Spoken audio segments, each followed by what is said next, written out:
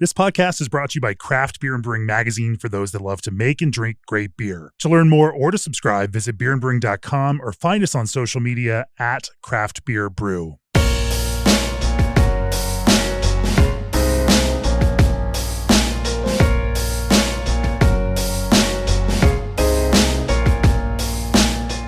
I'm in Seattle, Washington for this episode of the podcast, and joining me is Bill Arnott of Machine House. Bill, welcome to the podcast. Hello, thanks for having me. Good to be here. Readers of our Brewing Industry Guide may recognize Machine House. They were on the cover of the Brewing Industry Guide not too long ago. One of the reasons for that is Bill's serious dedication to the art of brewing cask ale.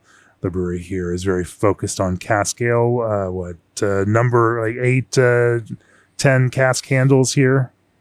We have 8 beer engines in our tap room. Yep.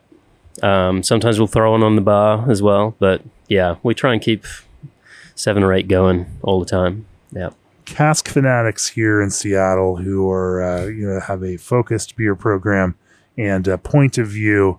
The beers, as we were tasting them before we started the podcast, or as you would expect, excellent. Other brewers have told us the same, and they have a lot of respect for what you're doing here because of that kind of focus. It's not a brewery that's trying to be everything to everyone, but it is a brewery that's trying to be a place that everybody can come and have a pint and not have to be finicky and focused on the beer itself. Just enjoy a pint and spend some time with their friends. And of course, that's the secret. And you slide in excellent beer, elegant beer, simple beer, but elegant beer, and and help create an experience for people. Don't have to think about the beer if they don't want to, and of course, if they do, they can certainly find the layers and depths in it. And so, through the course of this podcast, we are going to talk about cask ale. We're going to talk about finding that expression, building, what those touchstones are, what those inspirations are, and then, of course, how you go about using ingredients and fermentation in a compelling way to make these beers that are easy to drink, low in alcohol, and lower in carbonation, but still present with this beautiful expression of both that fermentation and those ingredients. Do it in an honest and authentic way. You've got a very simple brew house here. There's not a lot of bells and whistles, and so it requires process in the brewer to make sure that these beers are executed in the way that you want them executed. So we're going to talk about all of that process. Before we do, if you're looking for a brewery chiller that's worry-free and tough on GWP, then look no further. G&D Chiller's Elite 290 Series chiller uses propane as a natural refrigerant with extremely low global warming potential. This natural, highly efficient refrigerant with near zero GWP will help lower your facility's energy cost and impact on the environment. They're committed to a greener, more efficient future. Visit GD Chillers to learn more. And brewers, what if your yeast could do more than just ferment? With Berkeley Yeast, it can. They bioengineer ordinary strains and make them extraordinary, enhancing the flavors you want and eliminating the ones you don't. Now, in addition to competitive pricing, they're offering free overnight shipping on 5+ barrel pitches. Try it out now. If you don't love it, they'll happily refund you. So why settle for ordinary when you can brew with better yeast? Visit berkeleyyeast.com to learn more and start brewing with science on your side.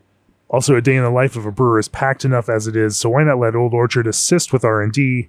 Custom blend development is available through their innovative R&D lab. Their bulk division supplies a wide range of beverage segments, making it the one-stop shop for flavoring beer and beyond. More information and free samples are waiting at oldorchard.com/brewer. That's oldorchard.com/brewer. Bill. Yes. You know how we start this off. We start off with a little bit of background and history. So why don't you share yours? Yeah, I listen to so many of these podcasts. It's funny, like just getting the sitting down to record and hearing the craft beer and brewing intro music and the G&D Chillers ad. I'm like, kind of get this tingly feeling. Well, I can't wait to let you down over the course of this podcast. Yeah, perfect. Yeah, it's going to be good. Yeah, what was the question? Talked about your background. You have this amazing, excellent accent that adds to the authenticity of making English cask ale here in Seattle. Tell me about that. Yeah, I'm practicing. So I grew up in North Norfolk in England, East Anglia. I spent a year studying in the University of Oregon in Eugene when I was like 20. And that kind of brought me to the US for the first time. After I finished university, I got a job. One of the different jobs I had was at a small brewery in England, in Norfolk, called Tipples Brewery.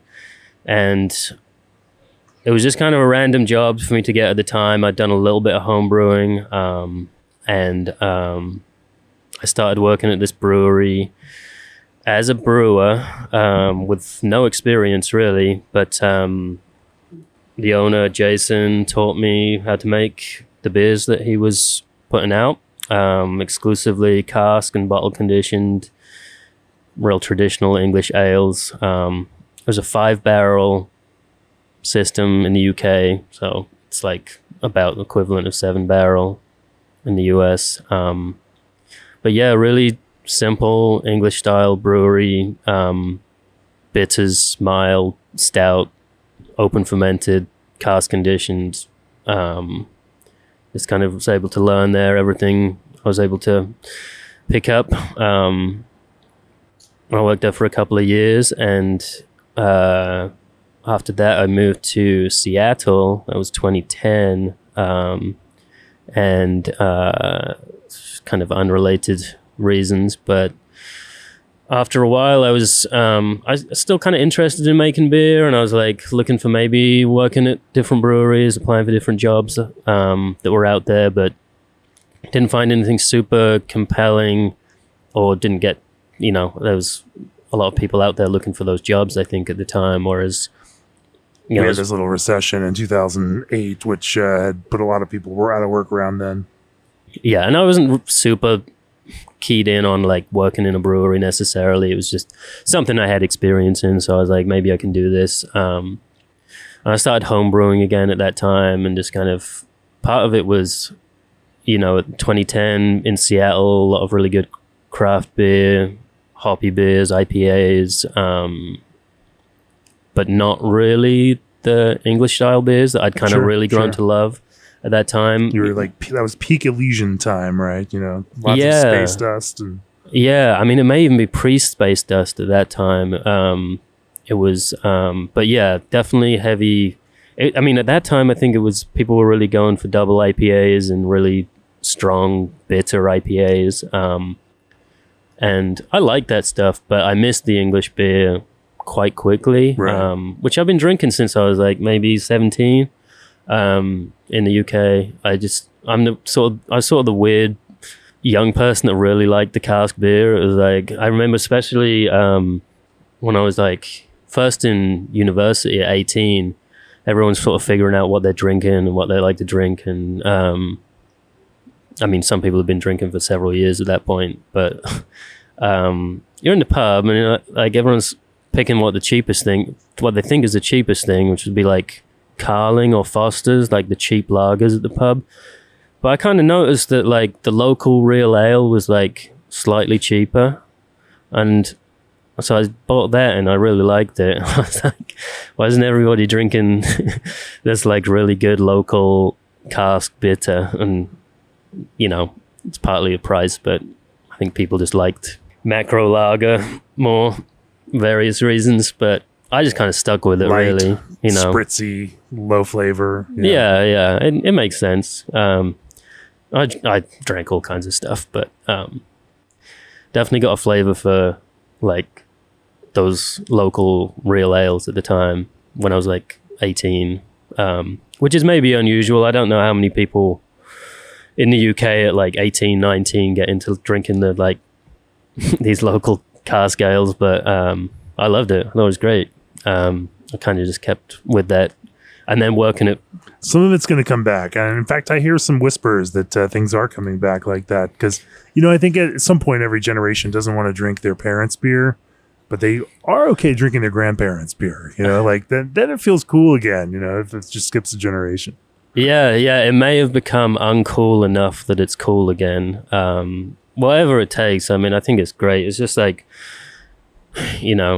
I think maybe I can have more of an appreciation of it, like having moved away from England at a relatively young age, like really kind of see how valuable something like that is to a culture.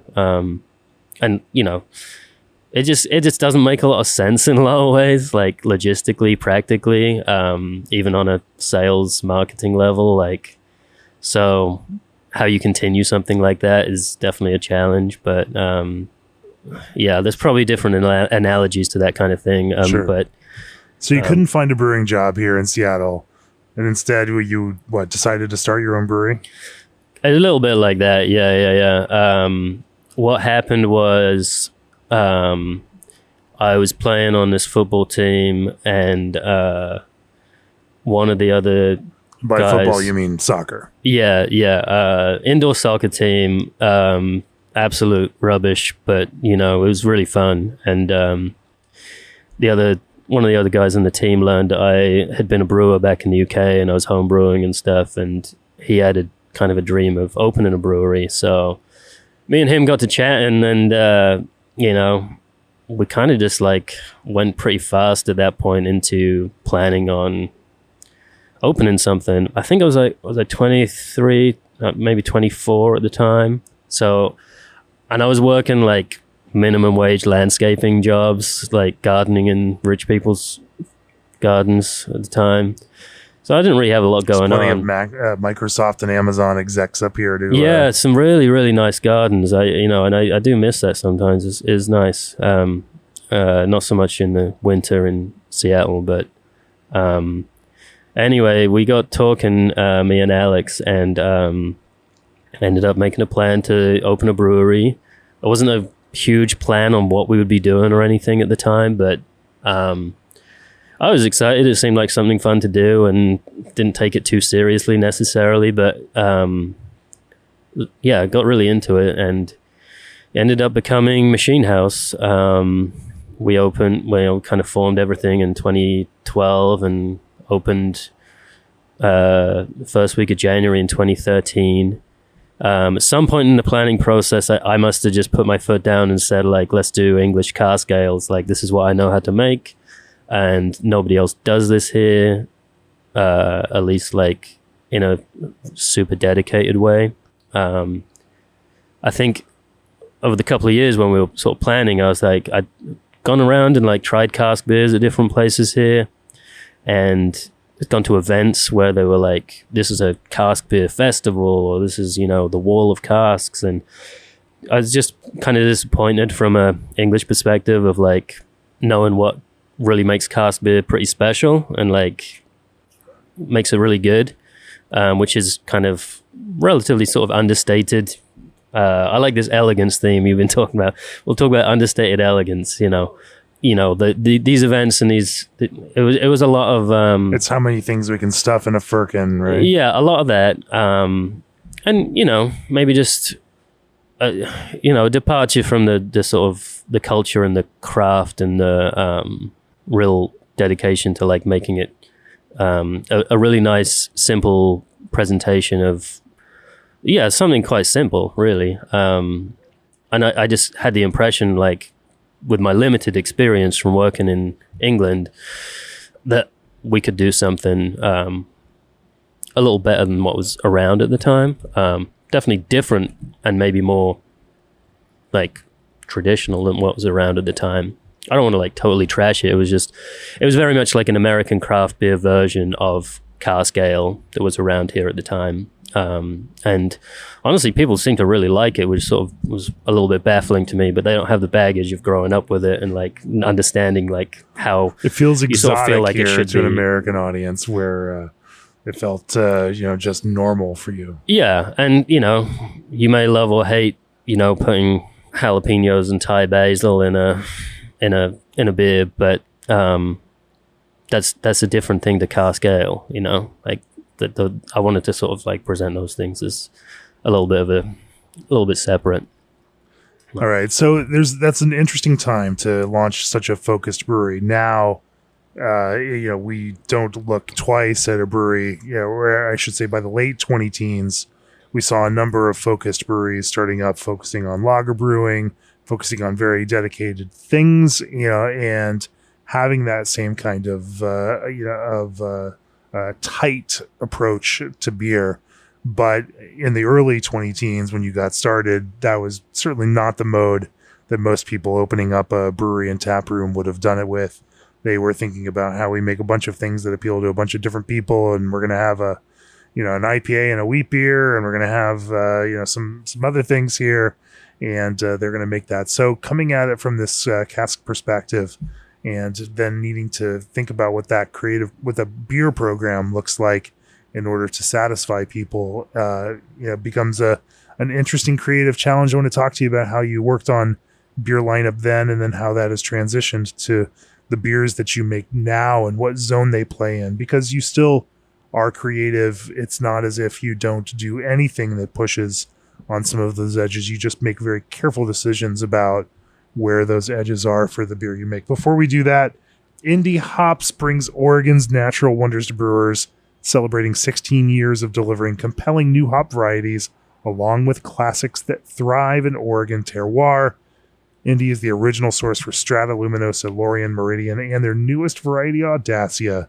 Release your creativity with the magic of pure, uncut Oregon hops from Indie. Indie Hops, life is short. Let's make it flavorful. And looking for a powerful no-rinse sanitizer that gets the job done fast? Meet SaniClean PAA Pro from 5 Star Chemicals. This EPA-registered PAA-based acid sanitizer is tough on beer stone and perfect for everything from kegs to packaging lines. Available in 2 convenient sizes, it's ideal for coarse sprayers, fermenters, and more. Trusted by pros, designed for performance, SaniClean PAA Pro helps you brew with confidence. Learn more at 5starchemicals.com. Brew better. Brew with 5 Star. Also, this episode is sponsored by PackTech, delivering craft beer multi-packing you can trust. PackTech's handles are made from 100% recycled plastic and are fully recyclable, helping breweries close the loop and advance the circular economy. With a minimalist design, durable functionality you can rely on, and custom color matching, PackTech helps brands stand out while staying sustainable. Trusted by craft brewers nationwide, they offer a smarter, sustainable way to carry your beer. To learn more, visit packtech-opi.com. That's PAKTECH-OPI.com. Bill, before we start, let's just talk about beers, but let's talk about some of the kind of tenets of process first for you. As you learned to brew real ale, cask ale in the UK, what were some of those core tenets that the hills that you're going to die on, the things that you absolutely need to do to make cask ale great? Well, to make it great, I mean, a lot of it's just how the product ends up, I think. So, I mean, I have like when I'm talking to other accounts that want to serve our beer, or people that are sort of want to pick my brain about how I think cask beer should be. I mean, I don't know how much of an authority I am, but I say, it's a lot about temperature. If you've been doing it for 12 years now here in Seattle, you're an authority. All right.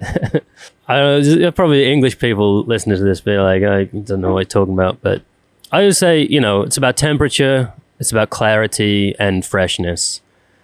And in this continuity, right? It's maybe a little bit different than we think about other beer when other brewers make beer and send it to a distributor or drop it off at an account. Their job is done, and now the beer gets served. And with cask ale, the quality of the service and the care of the keg is as much a part of the brewing as the making the beer itself.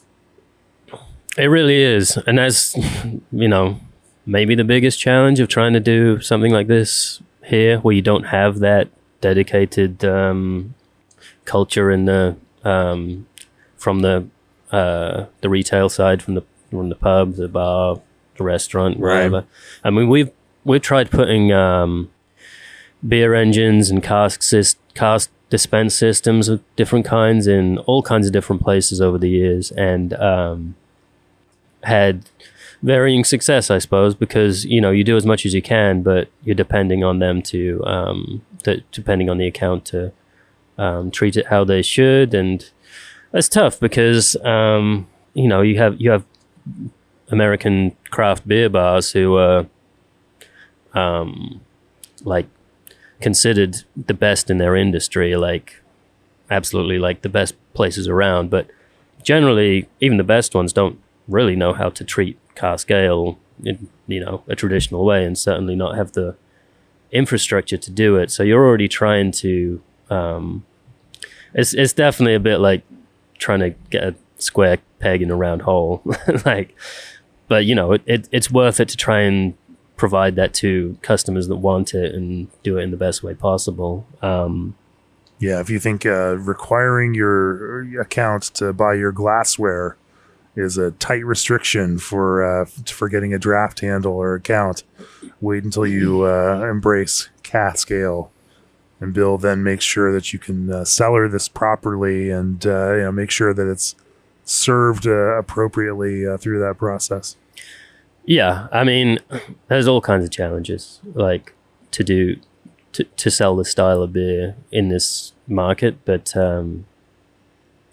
like I say, when I talk to them, I usually focus on those things of that. This is how you need to present it. How you get there logistically, I mean, I can tell you what I would do, but like I don't really want to tell these people what to do specifically. But yeah, I really focus on like, make sure you're serving it at the right temperature, which is cellar temperature. I mean, you can take a broad interpretation of that, but like it should not be ice cold and it should not be room temperature unless you have a cold room, basically. It shouldn't be warm. You with cask ale, you battle this reputation that it's warm and flat, and like it shouldn't be warm and it shouldn't be completely flat, in my opinion. Like, what should it be in your opinion? What do you think is that ideal service temperature, or does it change from beer to beer? And in terms of carbonation and expression, where do you like for those to generally be?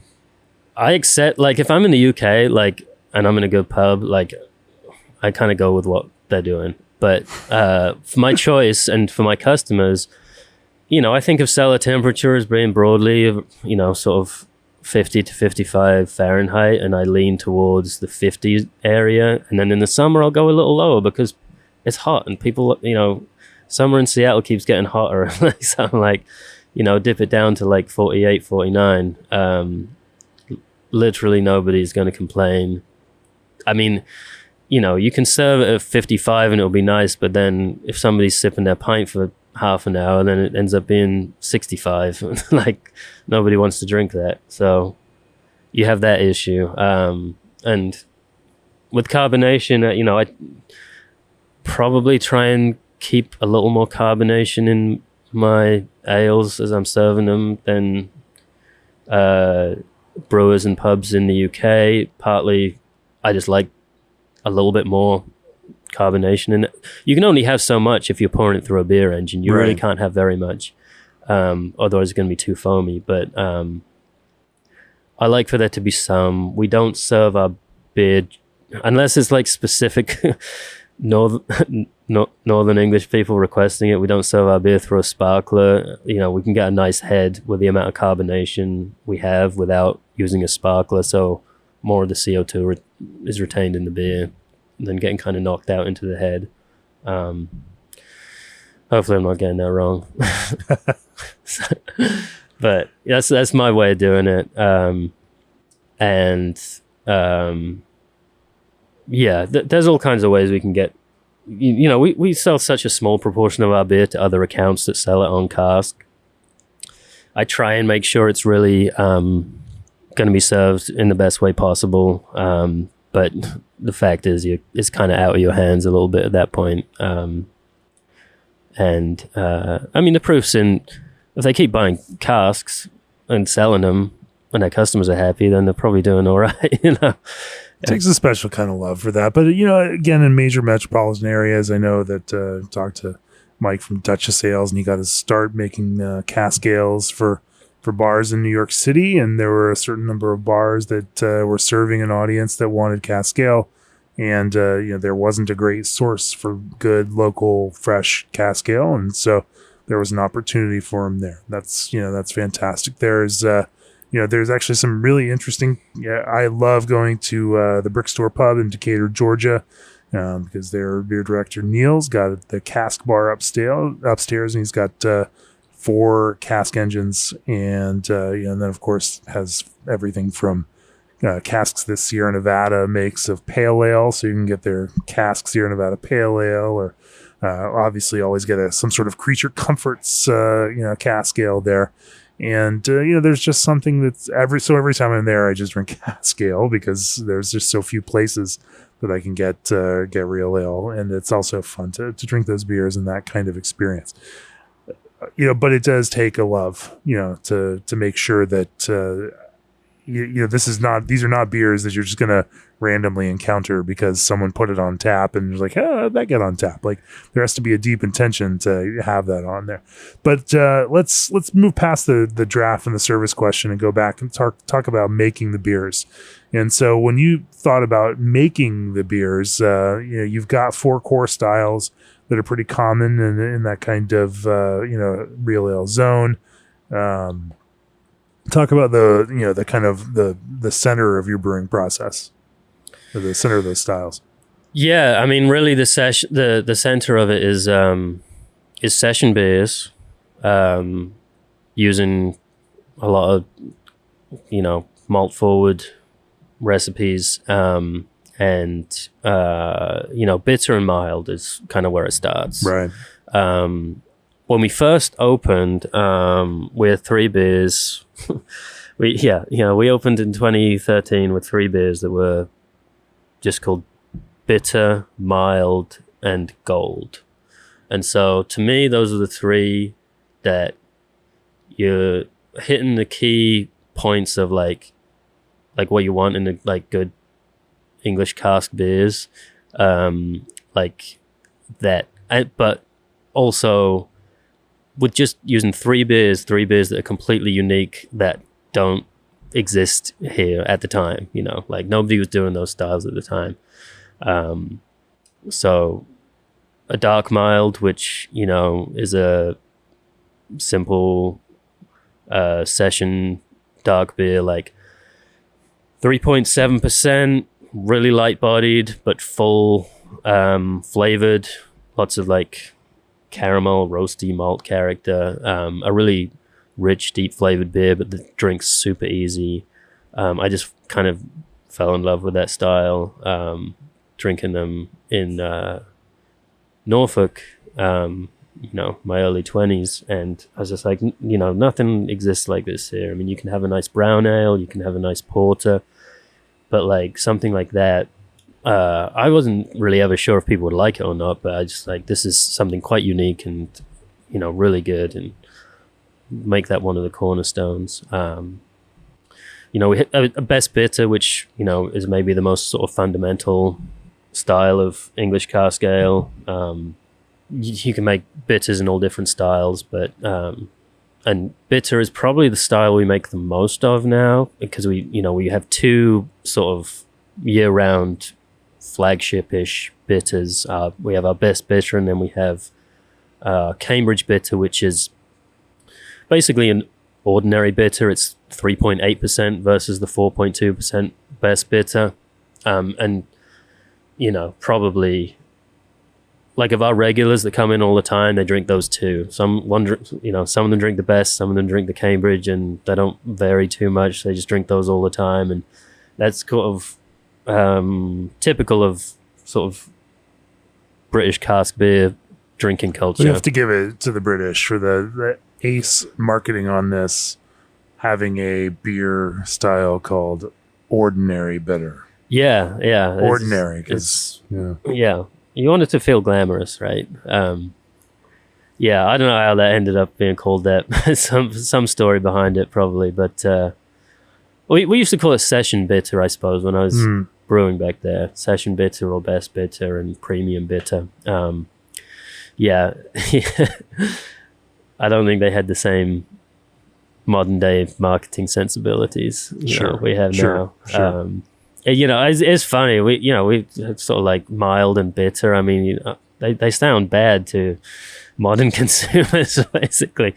And they're not selling themselves. Then you realize they're low alcohol. Okay, not very hoppy. And you serve them warm and flat too. Yeah, okay. Yeah, really pushing it on the marketing side. Okay, so something's selling these beers. Somehow people want to come here and they want to drink them and they want to buy them. And so it has to track back to the quality of the beer itself and the way that you make that beer, because the names are not jumping off a menu either. Let's talk about that. Let's talk about how you approach recipe design and understanding that these recipes are ones you designed originally 12 years ago, and for this brewery. And they may have evolved a little bit since then, but we're probably talking about very, very slow evolution and, really just, mild iteration, if anything at all.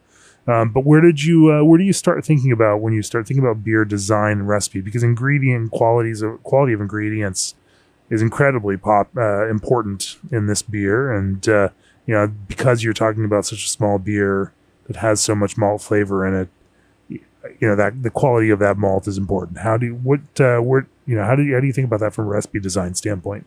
Sure. A lot went back to a couple of years before I opened the brewery, where I was homebrewing, and I was just, with homebrew you can just try all these different malts and make small batches and just work through different things. I obviously had experience working with certain malts as a brewer back in the UK, and then got a lot more just going through different malts, trying different things, making an English bitter with different,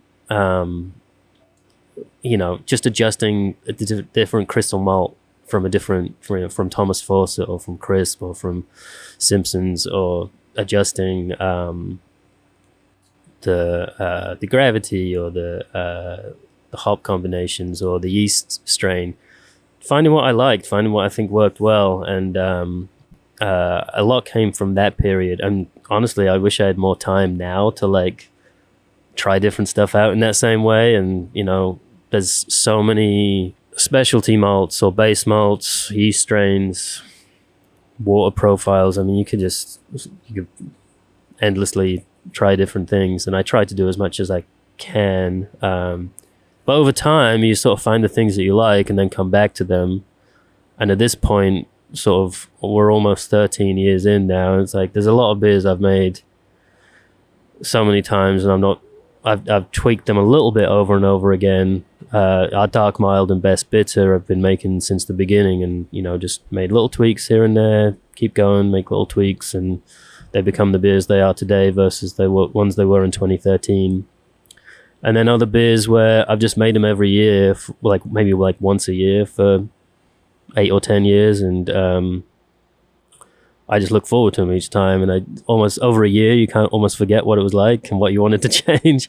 Should probably write stuff down more. But overall, highly technical. Yeah.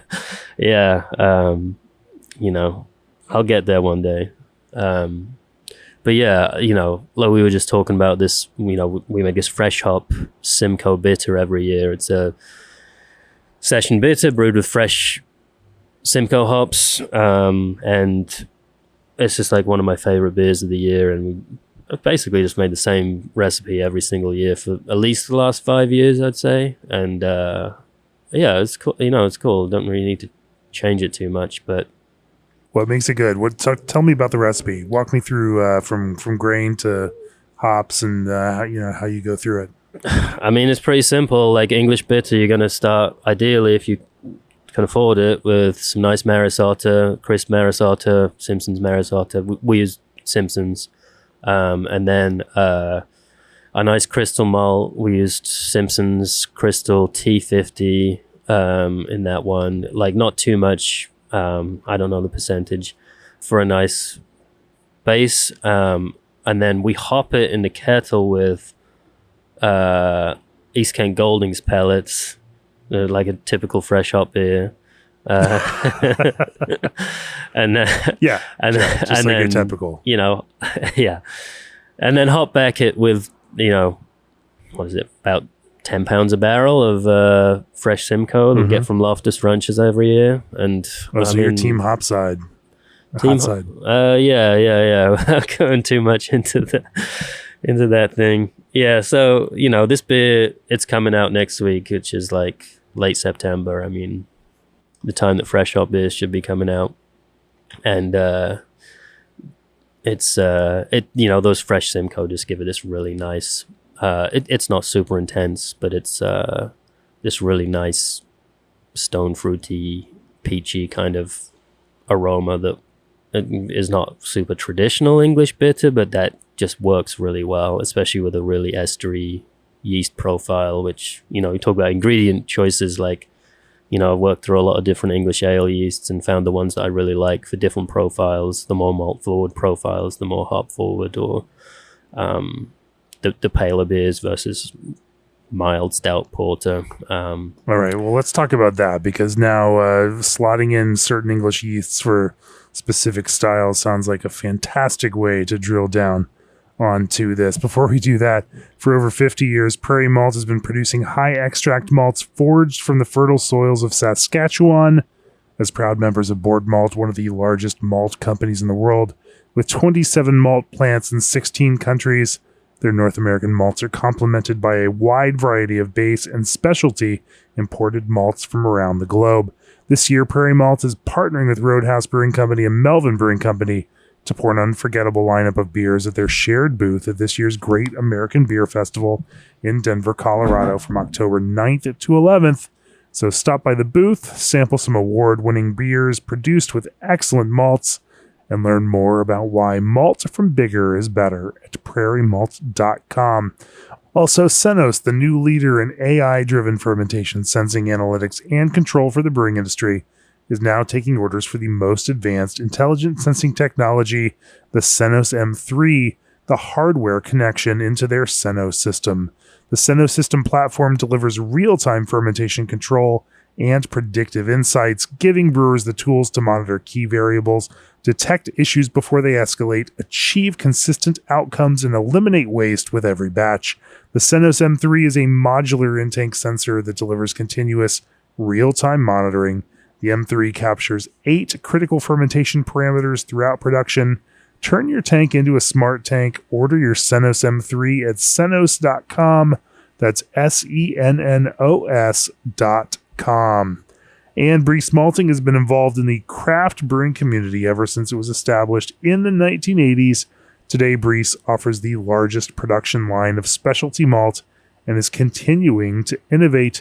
New malts include Heritage Gold and English-style ale malt with complex bread character, and Lighthouse Munich, which has the full body of a Munich malt, but minimal impact on color. All Brees malts are produced in the United States, so you can count on a reliable supply chain. Barley is sourced from 300 growers in the Bighorn Basin of Wyoming and Montana. Malt is the backbone of beer.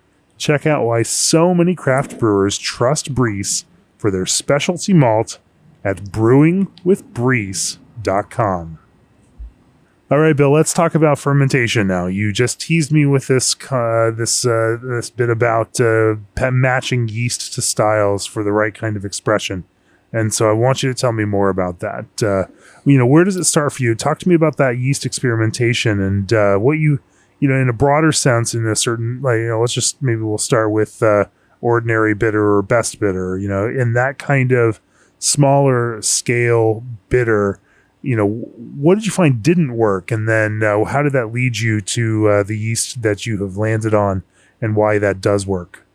Well, with bitters, I mean, we talk about, we make our best bitter, which we've had from day one in 2013. And then we have our Cambridge bitter that we brought out first in 2016.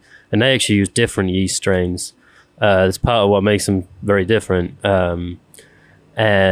So we started making all of our beers with American commercial yeast that based on the Fuller's yeast. Whether it's the exact same strain or not, I don't know. But really nice, just classic English yeast profile. Really nice, especially for sort of more malt forward beers. And great for open fermentation, ferments nice and warm, goes fast, and then sediments really tightly, so great for cask conditioning. And if you want cask conditioning with bright beer, you could probably, you can make that without any finings and have bright beer if you have the patience, which is a big consideration for making cask beer, cask and bottle conditioned beer. I think I got to the limitation of that a little bit, or wanted to branch out from it after a few years brewing, maybe like 2015 or so, wanting to try some different strains for different profiles. And we tried several different ones, but the one that I loved the most was, I believe it's the Timothy Taylor yeast strain. We buy it from Imperial Yeast in Portland, but really nice, very different flavor profile. Still tastes like an English bitter, or an English beer, depending on what you're making. That beer works really nice with. I love it working with paler styles of beer and hoppier styles. Has this really nice light sort of stone fruity ester character. And it was fun.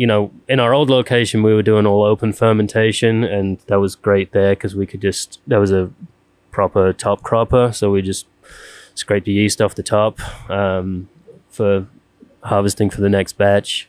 Whereas the fuller's yeast doesn't really, sit there that way.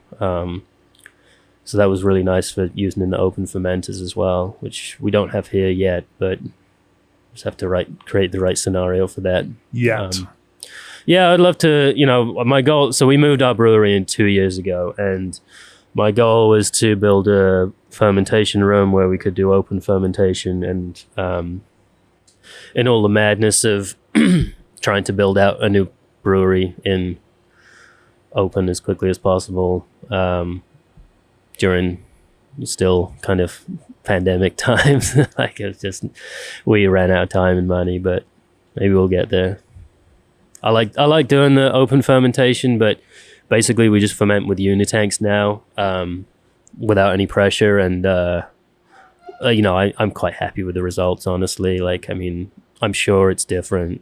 Like,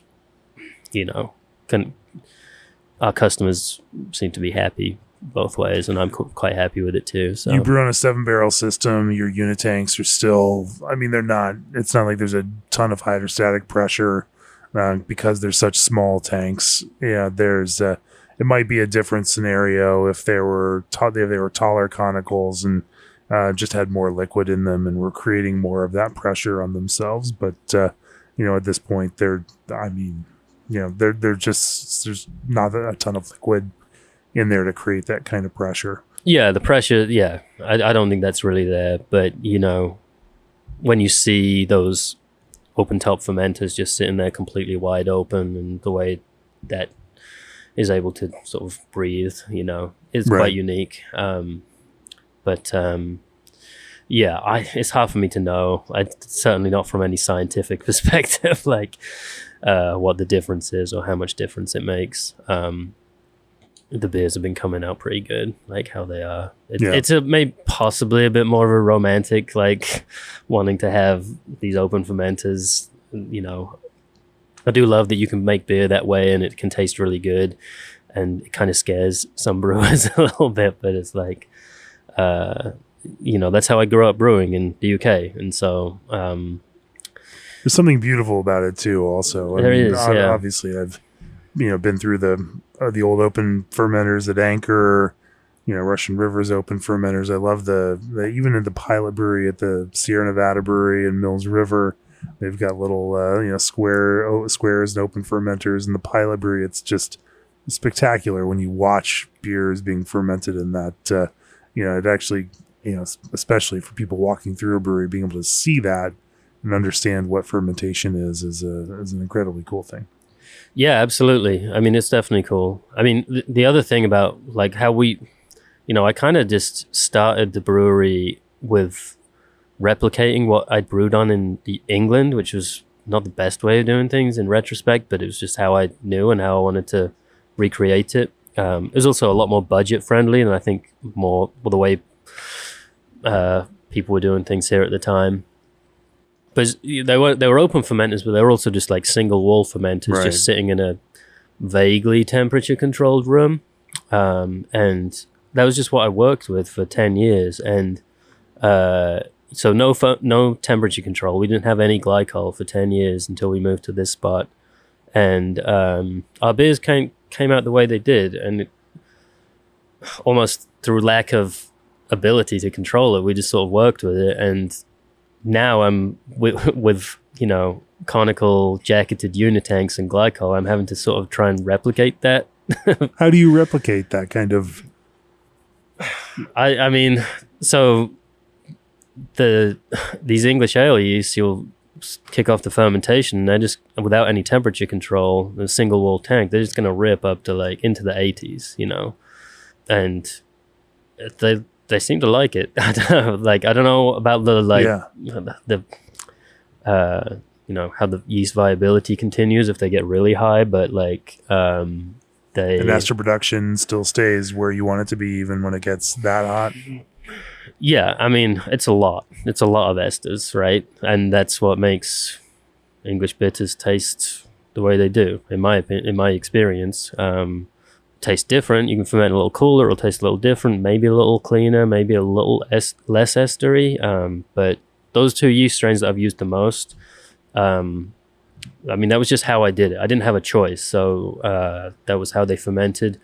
The thing is, with the single wall tanks, then as soon as they naturally cool down. So once the main fermentation slows down, then it cools itself down quite fast in a single wall tank, whereas it doesn't really in a jacketed tank. So I'm having to sort of try and mimic that a little bit. Just be really on it. So like you when let I see it kind of rip it first, but then you start cooling. Yeah, I'm having to it, sort of cool it down incrementally, sort of like guessing how that would naturally cool. I can't just leave it there, because if you let it get up to 84 degrees or something, then it will stay there for a while if you don't cool it down. So having to be a little bit on top of it. And what's that fermentation curve look like then? I mean, how many days until you then hit that kind of final gravity? Because if it's getting that warm, like it goes fast. It goes really fast. Yeah.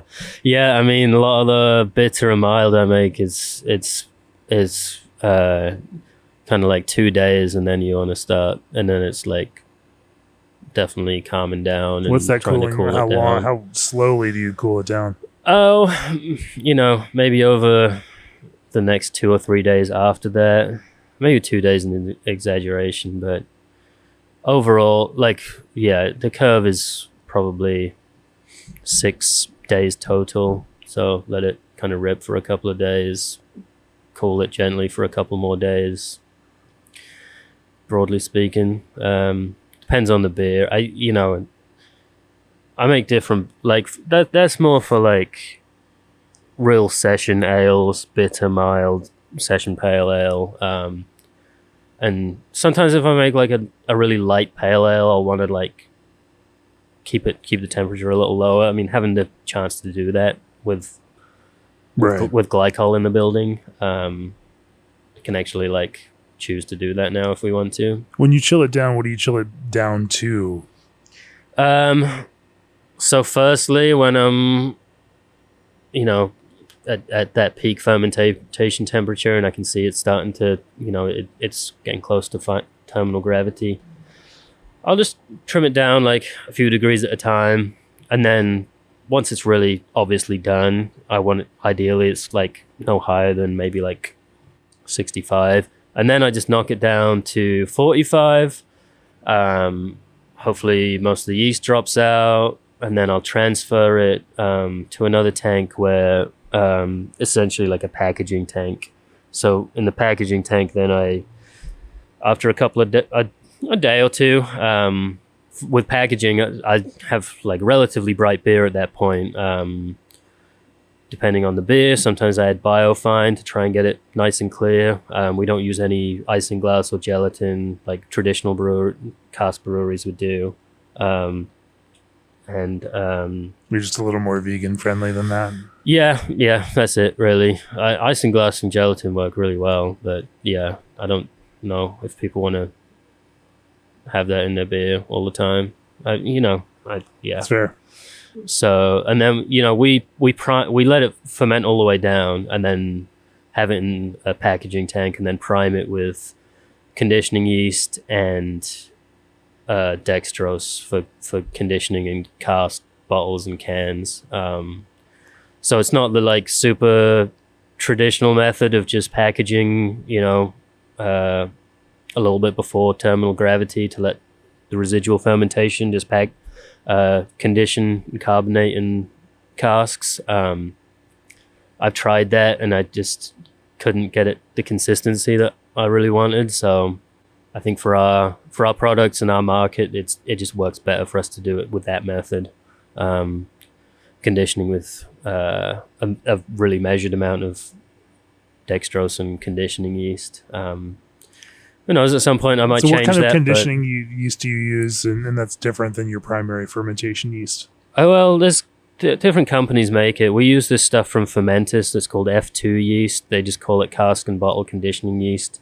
Completely neutral flavored yeast that just ferments dry and sediments really tight. Right. So just measure out like over years of trial and error, we figured out like the minimum amount we need to get optimum conditioning with the minimum amount of sediment. I think that's the tough thing, like trying to sell this beer, and like so we do all this can and bottle conditioning, and we don't really know how to communicate it to people that well, or if we even should communicate it to people. So if you buy a 4-pack of our cans, like most of the time that's can conditioned and is going to have sediment in it.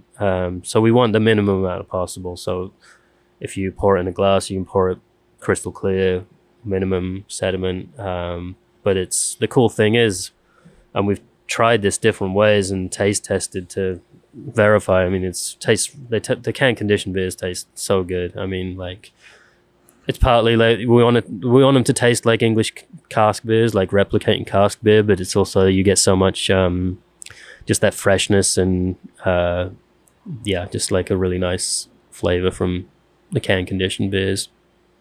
From that point, you package in 3 different ways. You package into cask kegs, you package into cans, and you package into bottles. Yeah, we're doing a lot less bottles these days. Like we only started putting beer in cans like 2 years ago. Adam from Floodland kind of gave us this canning machine, and we're slowly paying for it. And he was really into us starting to do the can conditioning. But before that, we were doing bottle conditioning. And especially during COVID, we were putting almost everything into bottles, like as much as we could. But that's really slowed down as we've done more cans. But yeah, it's kind of the same process, the same product in a different format. How does that affect the canning? I mean, now you're canning a uncarbonated beer, so you're not capping on foam, but you also have yeast in that package that can scour oxygen. Talk about some of the packaging challenges for that kind of thing. Yeah, I mean, I'm not coming from a traditional packaging mentality or experience, or any kind of brewing, sense.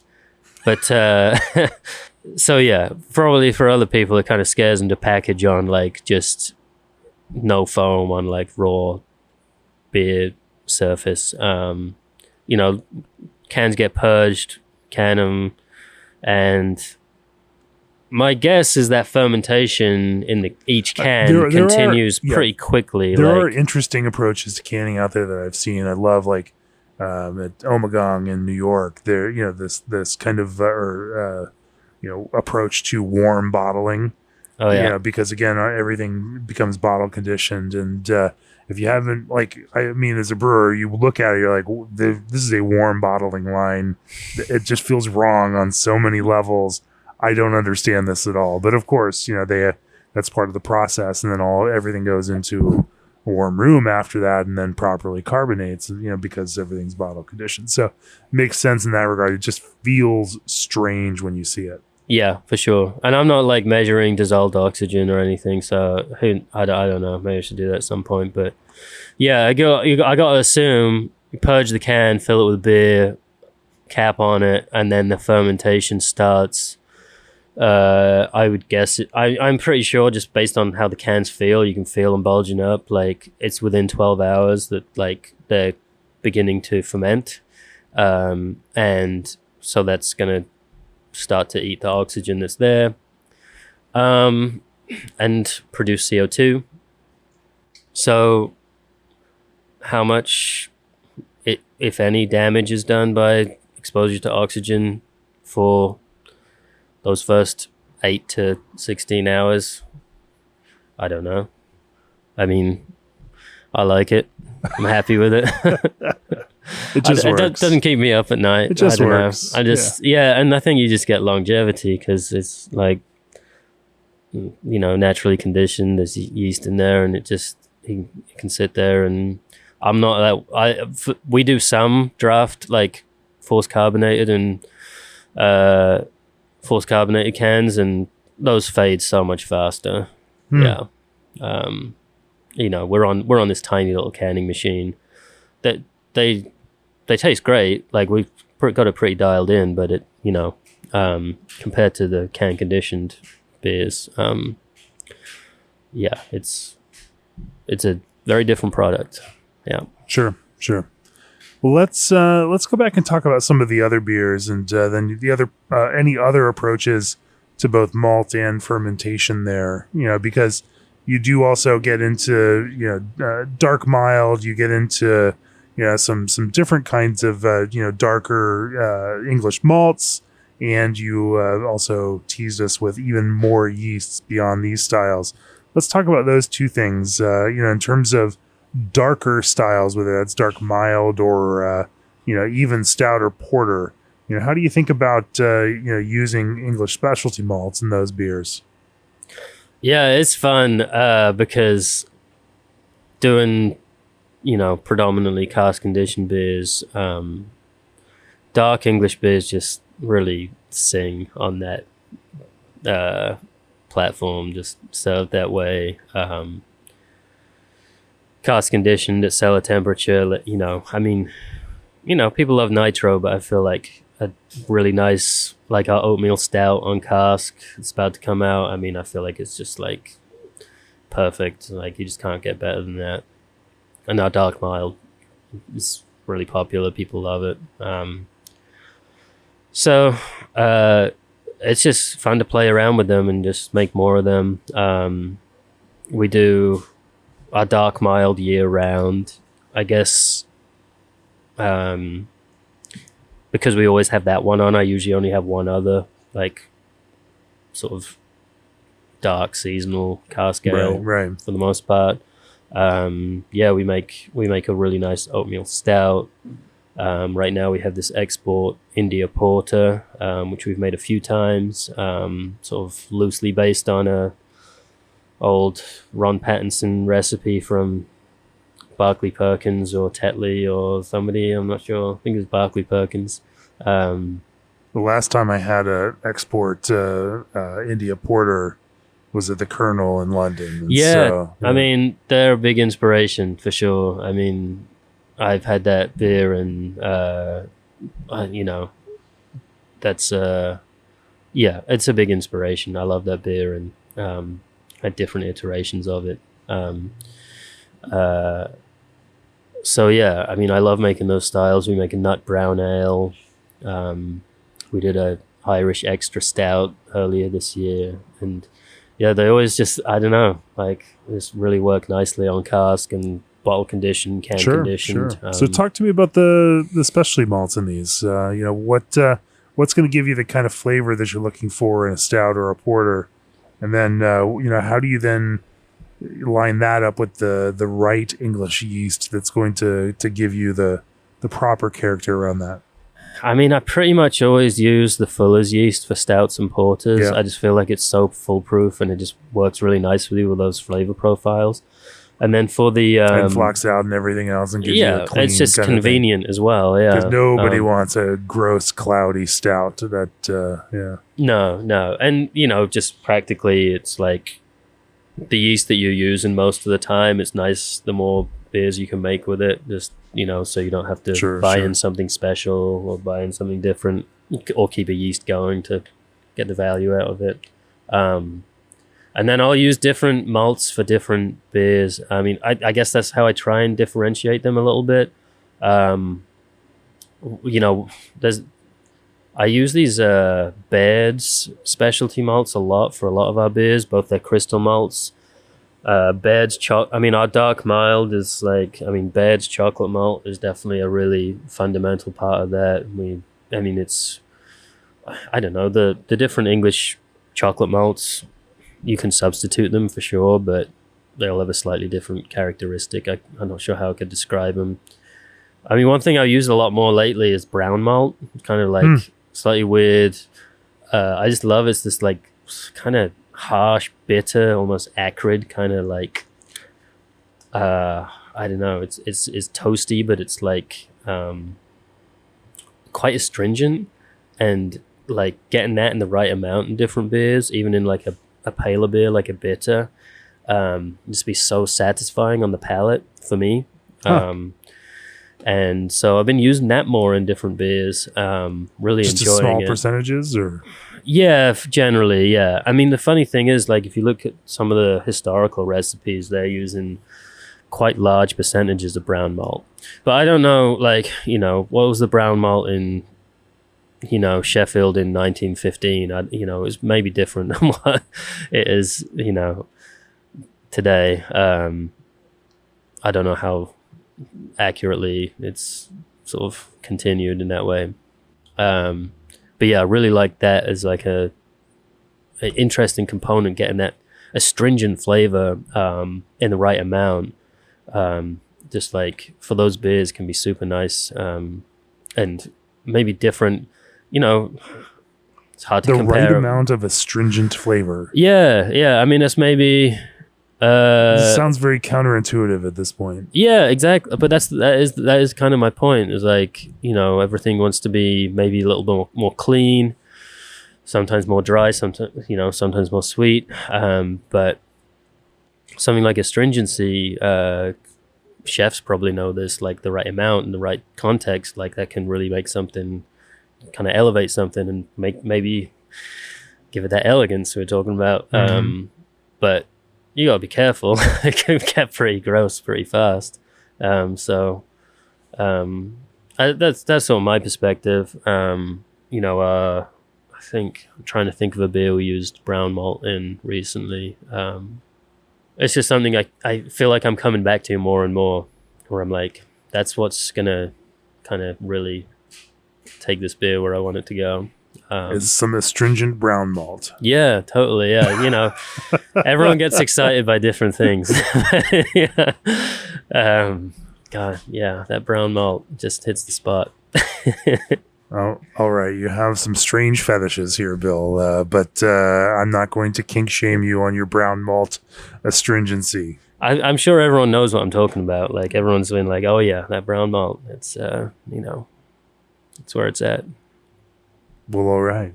If you're, let's try to go a little bit big picture here as we bring this to a close. Yeah, in terms of other things that support this idea of simplicity, is there anything else to the way that whether it's the way that you treat ingredients, whether it's the way that you kind of handle that mashing process, which of course in this brew house.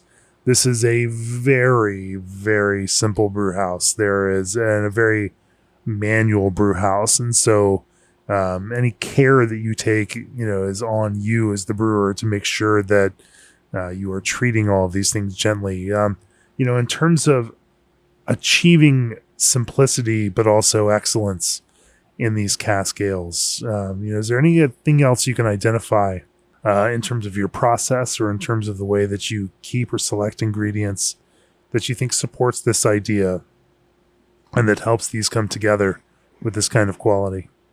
I mean, I think sort of touched on it there. I mean, everything's very hands-on.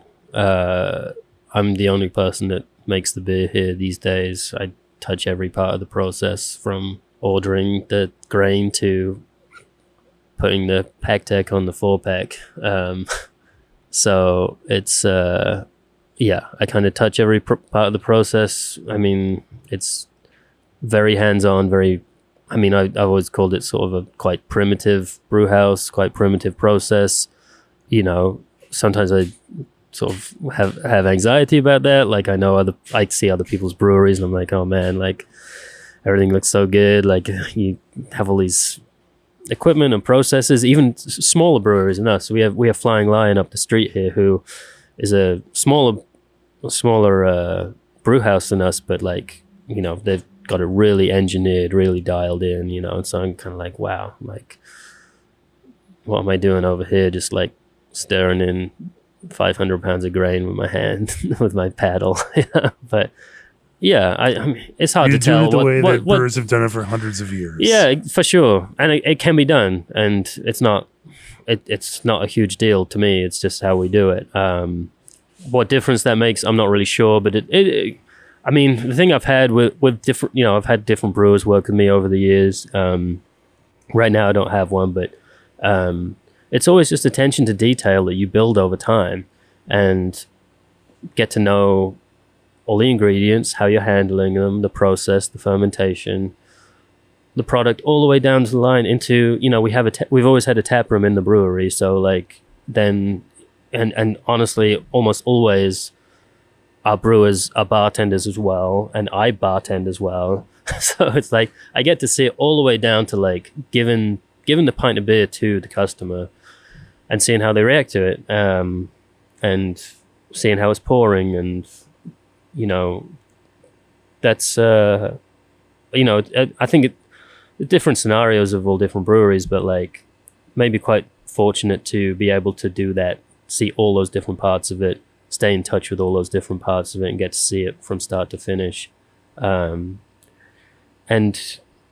kind of tweak things accordingly as you see how you want it to be, how it could be better. And, you know, it's cool because you can just take pride in every different part of it, you know, from, you know, your brew day all the way to, you know, serving that beer to people down the line and talking to them about it. So, yeah, just, you know, I never really had the opposite experience. I never worked in a big brewery or anything like that. I kind of love to see what it's like. Maybe someday do something different, but for now, being this like really small brewery this way, that's there's definitely some value to like being able to have your hands in every different part of the process and get to know it and dial it in and see if you can make it as good as it can be. For sure. You get to cover the last mile with that a lot of brewers don't always you know, spend that time with, but with cask ale, you know, that last piece of getting it from the keg and getting it through the engine and into a glass is every bit as important as you know, as actually making the beer. And in fact, in that way, I mean, we heard the same thing in Czechia. You know, that you know, they say, you know, the brewer you know, brews the beer, but the tapster makes the beer. And in this case, that service piece is an integral part of the beer itself, and making sure that is presenting it in the way that you intend is equally important as to how you design a recipe around that. And so, yeah, you get to cover both of those sides. Anyway, I think that's a great place to bring this to a close. With G&D Chillers 24/7 service and support, your brewery will never stop. Berkeley Yeast bioengineers ordinary strains to make them extraordinary. Old Orchard's bulk division is your one-stop shop for flavoring beer and beyond. Release your creativity with the magic of pure, uncut Oregon hops from Indy. Santa Clean PAA Pro from 5 Star Chemicals is tough on beer stone and perfect for everything from kegs to packaging lines. PackTex handles are made from 100% recycled plastic and are fully recyclable. Try Prairie's lineup at the Roadhouse in Melvin booth at GABF this October. Turn your tank into a smart tank with the Senos M3 modular in-tank sensor, and try new Heritage Gold and Lighthouse Munich malts from Breweries. If you've enjoyed this episode, go to beerandbrewing.com, click on the subscribe button, become a subscriber.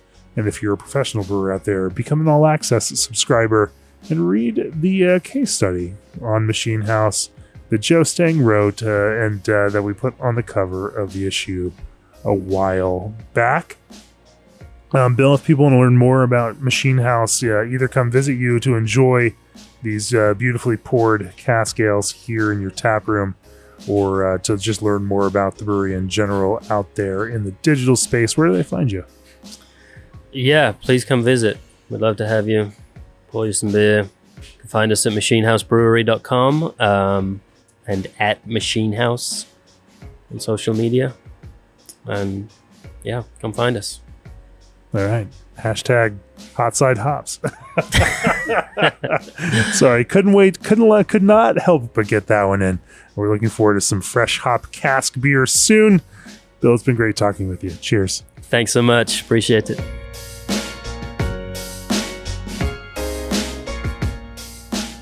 This podcast has been brought to you by Craft Beer and Brewing Magazine, for those who love to make and drink great beer. To learn more or to subscribe, visit beerandbrewing.com or find us on social media at Craft Beer Brew.